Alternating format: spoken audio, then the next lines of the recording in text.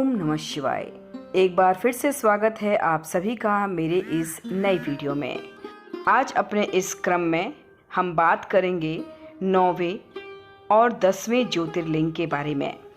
तो आइए शुरुआत करते हैं 9वें ज्योतिर्लिंग के बारे में। श्री वैद्यनाथ ज्योतिर्लिंग भगवान शिव के 12 ज्योतिर्लिंगों में से एक है।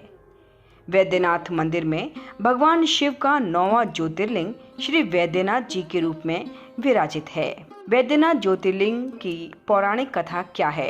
राक्षस राज रावण एक समय कैलाश पर्वत पर भगवान शिव की भक्ति भाव से आराधना कर रहा था।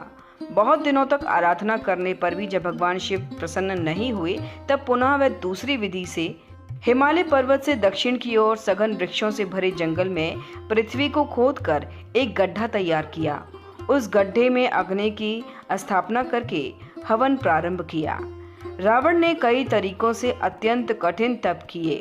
इतनी कठोर तपस्या से भी भगवान शिव जब प्रसन्न नहीं हुए, तो उसने अपना एक एक सिर काटकर भगवान शिव पर अर्पित करना आरंभ किया।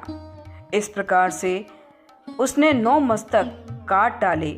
जब वह अपना अंतिम मस्तक काटने ही वाला था, तभी भगवान शिव उस पर प्रसन्न होकर प्रकट हो गए और साक्षात रूप से दर्शन दिए।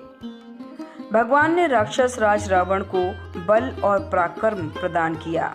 भगवान शिव का प्रसाद करके नतमस्तक होकर विनम्र भाव से हाथ जोड़कर रावण ने कहा, देवेश्वर, आप मुझ पर प्रसन्न होइए।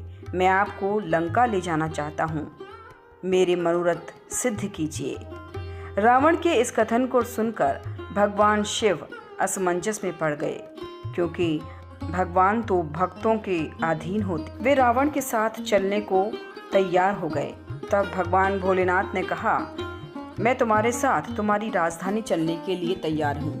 याद रखना, रास्ते में पृथ्वी पर जहाँ कहीं भी तुम मुझे रखोगे, मैं वहीं पर स्थापित हो जाऊंगा। भगवान शिव की माया शक्ति के प्रभाव से रास्ते में जाते समय पुत्रोत्सर्ग की प्रबल इच्छा हुई। तब शिवलिंग को एक ग्वाल के हाथ में पकड़ाकर रावण स्वयं लघु शंका करने चला गया। एक मुहूर्त बीतने के बाद शिवलिंग के भार से पीड़ित उस ग्वाल ने शिवलिंग पृथ्वी पर रख दिया। पृथ्वी पर शिवलिंग रखते ही वो वहां स्थिर हो गया। लोक कल्याण एवं प्रकृति कल्याण की भावना से शिवलिंग वहीं स्थिर हो गया।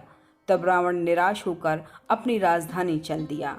इंद्र आदि देवता और ऋषियों ने जब इस लिंग के बारे में सुना, तो उन्होंने शास्त्र विधि से शिवलिंग की पूजा की और वहीं पर स्थापित किया। इस प्रकार रावण द्वारा किए जाने वाले तपस्या के फलस्वरूप श्री वैद्यनाथ ज्योतिर्लिंग का प्रादुर्भाव हुआ, जिसे देवताओं ने स्वयं प्रतिष्ठित कर पूजन किया। तो बोलिए वैद्यनाथ भगवान की जय।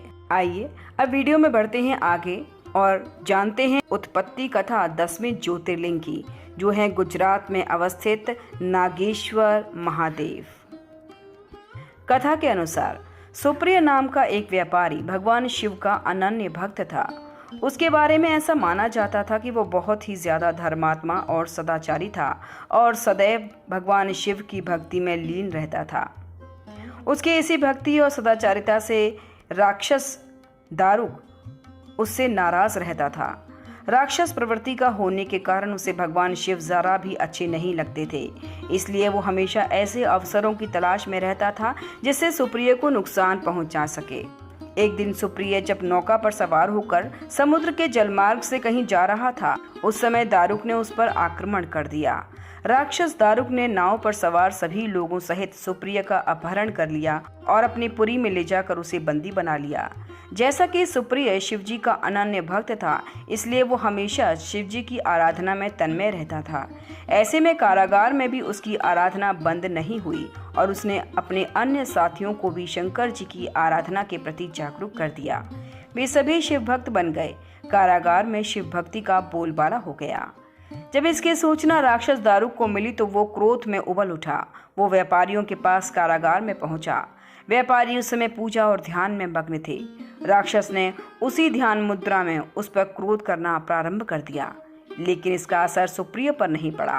तंग आकर राक्षस ने अपने अनुचरों से कहा कि वो व्यापारी को मार डाले। ये आदेश भी व्यापारी को विचलित न कर सका। इस पर भी व्यापारी अपनी और अपनी साथियों की मुक्ति के लिए भगवान शिव से प्रार्थना करने लगा। उसकी भक्ति से प्रसन्न होकर भगवान शिव उसी कारागार में ज्योतिर्लिंग के रूप में प्रकट हुए। पाशुपत अस्त्र दिया ताकि वो अपनी रक्षा कर सके। इस अस्त्र से सुप्रिय ने राक्षस दारुक तथा उसके अनुचरों का वध कर दिया। उसी समय भगवान शिव के इस ज्योतिर्लिंग का नाम नागेश्वर के नाम से प्रसिद्ध हुआ। द्वारिकापुरी के नागेश्वर ज्योतिर्लिंग के परिसर में भगवान शिव की ध्यान मुद्रा में एक बड़ी ही मनमोहक अति विशाल प्रतिमा है, जिसकी वजह से मंदिर 3 किलोमीटर की दूरी से ही दिखाई देने लगता है। तो बोलिए श्री नागेश्वर महादेव की जय। इसी के साथ आज की वीडियो यहीं पर ख़त्म होती है। आपको ये वीडियो कैसी लगी और कैसी लगी ज्योतिर्लिंगों की उत्पत्ति कथा, आप हमें कमेंट करके बता सकते हैं। अगली वीडियो में सावन के आखिरी सोमवार पर हम जानेंगे 11वें और 12वें ज्योतिर्लिंग की उत्पत्ति कथा। तब तक के लिए मुझे आज्ञा दीजिए। बम बम भोले।